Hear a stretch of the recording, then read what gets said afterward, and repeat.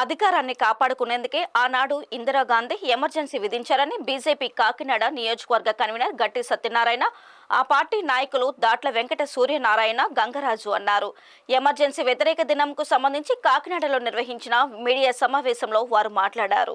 June 25, 1975లో అప్పటి ప్రధాని ఇందిరాగాంధీ తన అధికారాన్ని కాపాడుకునేందుకు ఎమర్జెన్సీ విధించి 18 నెలల పాటు దేశాన్ని బందీ చేశారన్నారు. లక్షలాది మందిని జైలుపాలు చేసి చిత్రహింసలకు గురి చేశారని ఆవేదన వెలుబుచ్చారు. ప్రజాస్వామ్యవాదుల పోరాటాల ఫలితంగా దేశానికి రెండోసారి స్వతంత్రం లభించిందని, నేటికి కాంగ్రెస్ ఆలోచన విధానంలో మార్పు రాలేదని ఆక్షేపించారు. ఎలాగైనా అధికారాన్ని అనుభవించాలన్నదే ఆ పార్టీ లక్ష్యంగా కనిపిస్తుందని వివరించారు.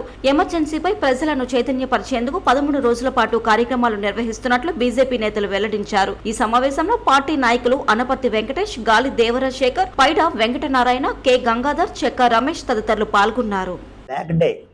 అనే కార్యక్రమం మీద ప్రజలకు అవగాహన కల్పే ఉద్దేశంతో మేము పిలవడం జరిగింది.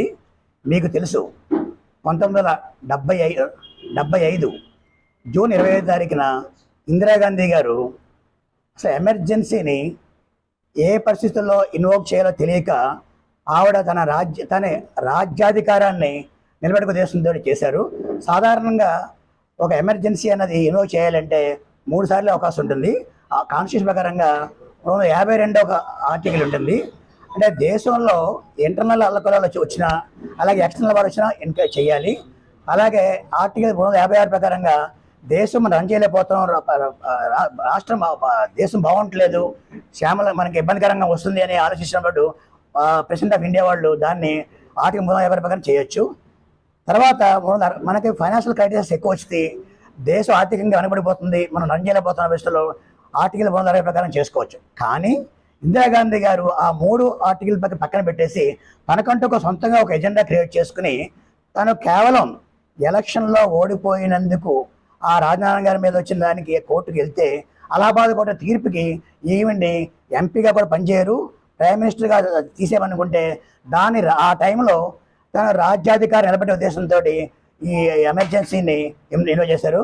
భారతీయ జనతా పార్టీ అధికారంలోకి వస్తే ముస్లిం మహిళ యొక్క తాళ్ళు తీసుకెళ్లిపోతారు, రాజ్యాంగాన్ని మార్చేస్తారని చెప్పేసి ఏదైతే తప్పుడు నినాదాన్ని తీసుకెళ్లారో దాని ద్వారా కొద్ది సీట్లు మాకు తగ్గడం జరిగింది.